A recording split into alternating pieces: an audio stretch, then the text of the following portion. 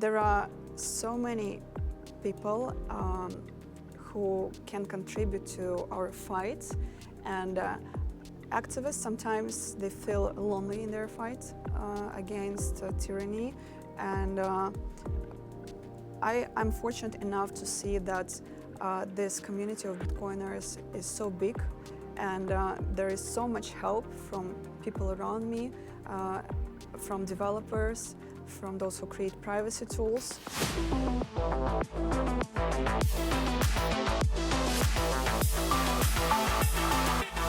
Lugano's Plan B podcast presents But What Do Freedom Fighters Actually Need?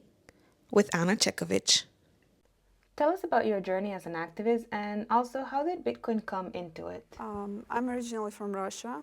I'm a Russian political activist, and now I live in exile because 7 years ago I joined the Anti-Corruption Foundation, the leading opposition power of Russia, the organization that was founded by Alexei Navalny. And I started there, and I'm still managing financial operations at the organization. And working in Russia, making financial transactions in Russia, sometimes it's very hard to operate with the banking system because Russian banking system is fully controlled by the government, fully transparent to the government. And Russian government is quite often using it as a tool against activists, against freedom fighters. And at the Anti-Corruption Foundation, we began using Bitcoin in 2016, and it was always our plan B. In our work, especially at the moments when our bank accounts were shut down, we could still continue operating thanks to Bitcoin. And eventually I decided that I have a lot of great experience using Bitcoin as a nonprofit organization, and I decided that I can share this experience with other freedom fighters because Russian organization is not the only one that is suffering from government surveillance. This is something that is happening to activists all over the world. And that is why I joined the Human Rights Foundation, where I work as a nonprofit Bitcoin adoption lead. So basically, I educate activists, nonprofit organizations, journalists, and everyone else who is suffering from government's surveillance over their financial transactions. I teach them how to use financial privacy tools, such as Bitcoin, in order to continue their fight against tyranny and dictatorships. How can you demonstrate to freedom fighters around the world that Bitcoin could be useful for them? Yes, unfortunately, those negative narratives exist around Bitcoin, and sometimes it doesn't take much to change their minds. As for me, I just share a couple of personal stories, and it's enough to convince people that Bitcoin is a powerful tool for freedom fighters.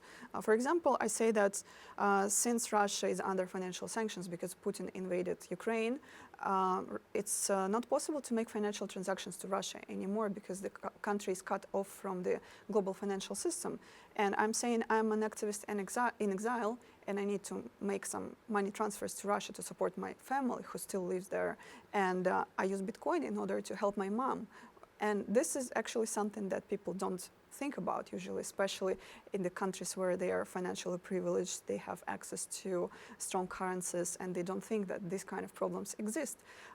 Also, I sometimes describe the work the Anti-Corruption Foundation is doing in exile, and that we receive donations from our Russian donors. And if our donors support our organization openly with the banking system, for example, they risk to be imprisoned up to 8 years for making a single donation to us because we're labeled as an extremist organization in Russia. And I say for one donation in rubles, you will be imprisoned for 8 years. For a donation in Bitcoin, you will stay safe and free. And it's immediately changes people's minds. And it's just a couple of stories, but I have hundreds of such stories because now I collaborate with activists from all over the world. And I know so many stories from Venezuela, from Afghanistan, from Cuba, from so many places with authoritarian regimes. Many people are today deprived of access to fiat, or for them it's dangerous to use fiat. And sometimes it's enough just to tell a couple of such stories, and people realize it's an eye-opening thing for them, not only because they are mostly they are not convinced that Bitcoin is for criminals. Mostly they just don't know that there is another side of this topic. So sometimes you can just tell your story and it's enough. How do your principles as an activist align with the values that Bitcoin offers?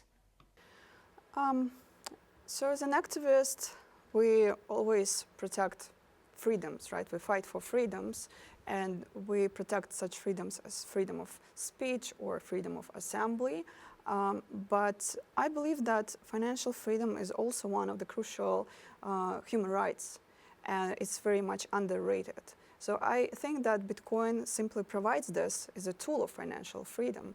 And this is how it's aligned. It's one of the crucial human rights. It's one of the freedoms that I'm fighting for. And I believe that people equally must have access to money. But unfortunately, because of some oppressive regimes, people just don't have access to it. And Bitcoin provides this access. Bitcoin gives an opportunity to people like me. And it's a crucial human right. And that is why it's aligned with my views. What would you say is the biggest advantage of implementing Bitcoin as an activist?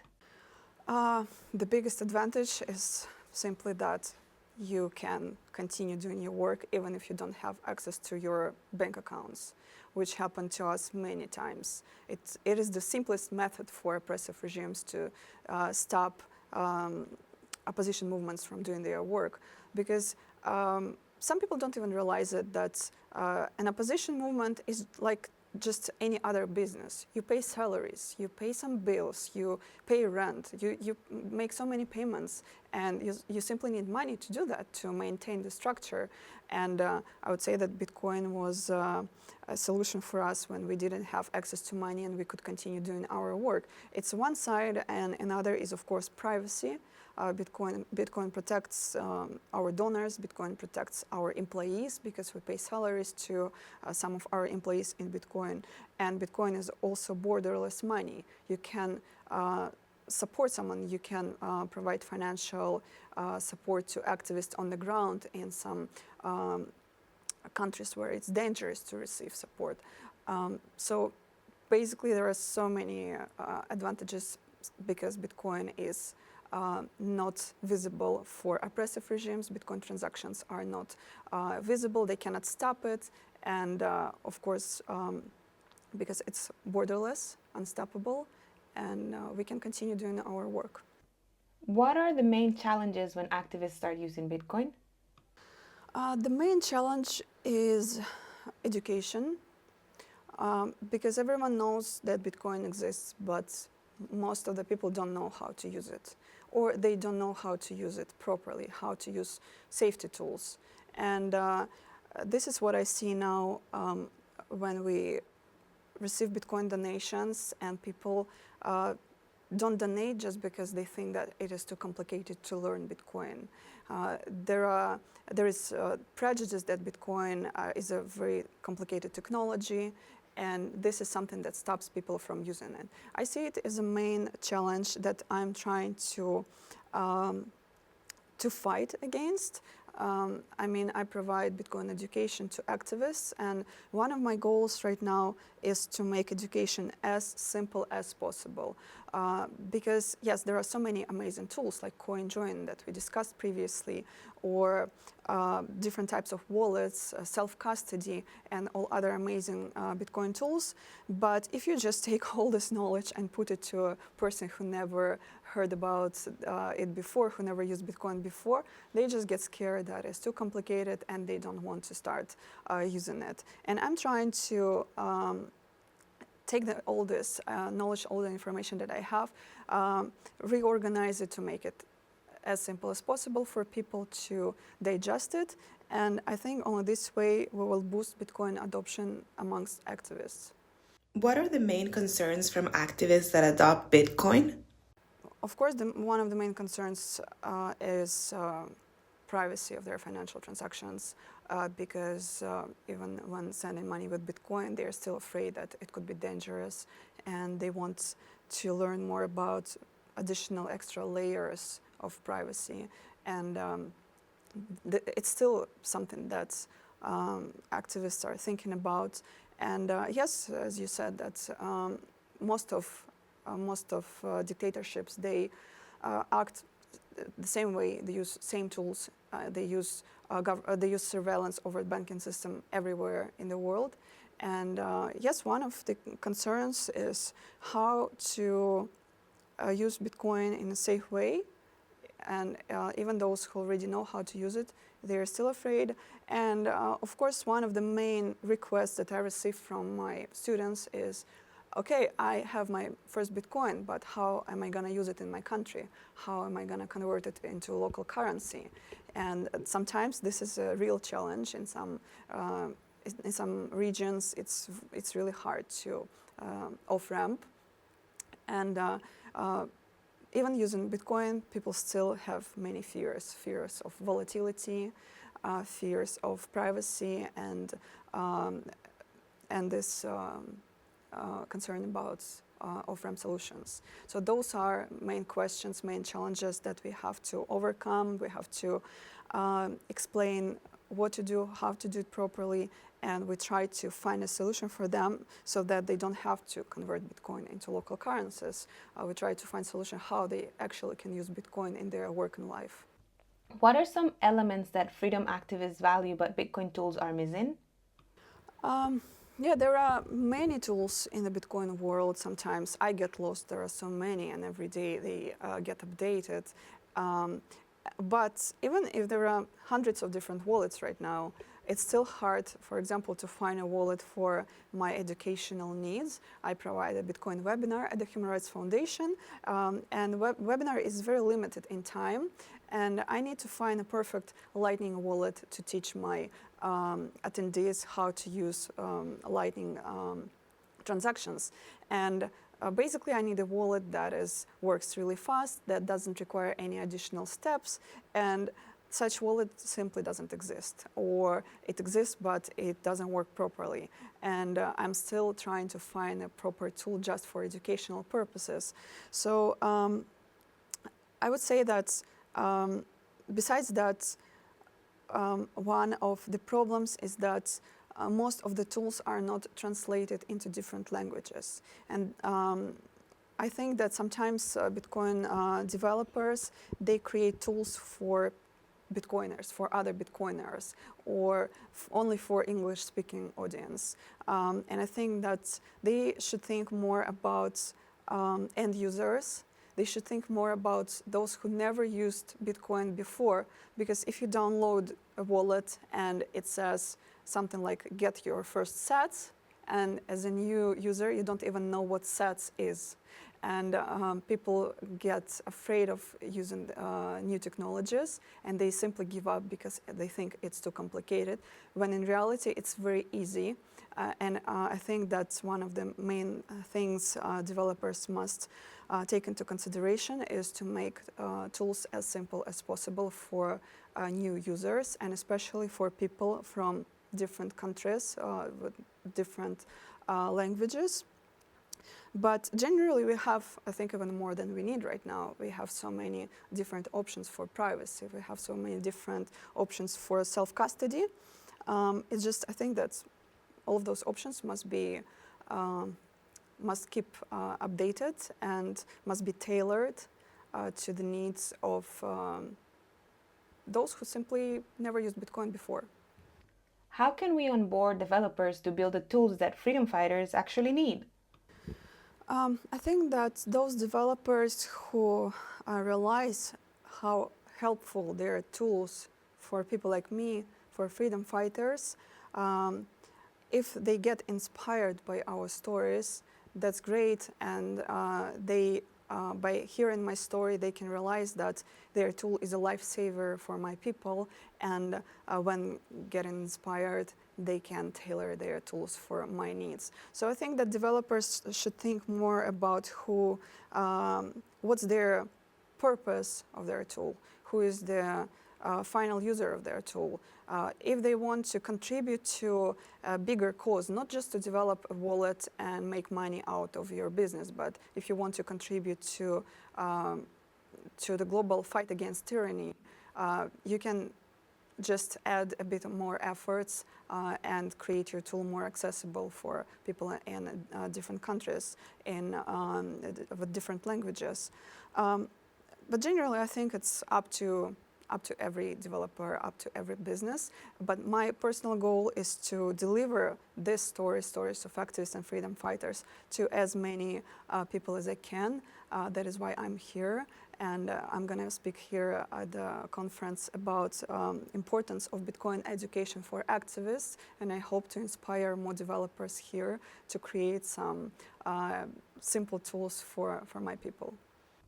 Do you think that a lack of internet connection or hardware limitations could slow Bitcoin adoption among freedom fighters? No, I don't think that those challenges will slow the adoption because the demand for Bitcoin is very high, and people always find a way how to overcome those challenges. For example, there are amazing tools exist for Bitcoin without internet. If you don't have access to internet, you can still use Bitcoin with those wallets, which is amazing. And that means that people find solution even for those areas where there is no internet. But unfortunately, of course, there will be always people fighting against Bitcoin or trying to regulate or ban to make Bitcoin illegal. And we will have to just put more efforts into trying to convince the world that Bitcoin is a big deal for better causes. It's a very important technology for freedom fighters, for those who try to make the world a better place, for those who try to build democracies in the world. And that is very important. And they shouldn't forget about good causes when they try to judge or ban Bitcoin. After years combining both activism and Bitcoin, what have you learned? What have I learned? I learned that there are so many people who can contribute to our fight, and activists sometimes they feel lonely in their fight against tyranny, and I'm fortunate enough to see that this community of Bitcoiners is so big, and there is so much help from people around me, from developers, from those who create privacy tools, and I learned that we're not alone and we shouldn't give up because there is so much help coming, and I'm happy that I can bring this knowledge to those activists who don't know about it, because there are so many activists who feel frustrated. They think that their bank accounts are shut down and they have to stop doing their work. They have to shut down their legal entity because they cannot operate. And I am happy that I can bring this knowledge to them. I can explain to them that there is a big community who is ready to support you. And I'm proud to work with the Human Rights Foundation, where I can reach those difficult regions and bring this knowledge to them and help them continue their fights. Beyond donations and funding, how can the Bitcoin community support the Anti-Corruption Foundation and HRF? Bitcoin community can contribute in so many ways. Just spreading the stories that I am telling here, it's very beneficial for us. It will fight against those bad narratives about Bitcoin, and it will probably boost Bitcoin adoption, just because someone will tell that Russian activists use Bitcoin to fight against Putin's regime, and it can help. It can contribute to Bitcoin adoption. If you are a developer, you can create so many amazing tools if you just keep in mind that activists using your tools, and we need privacy for our financial transactions. If you want to contribute in any other way, just reach out to me, and I'll be so happy to receive your help. We can collaborate on Bitcoin education. There are so many ways how to help me with that. We can translate my materials into different languages to help more people. Just reach out to me, and we will definitely find a way how we can collaborate.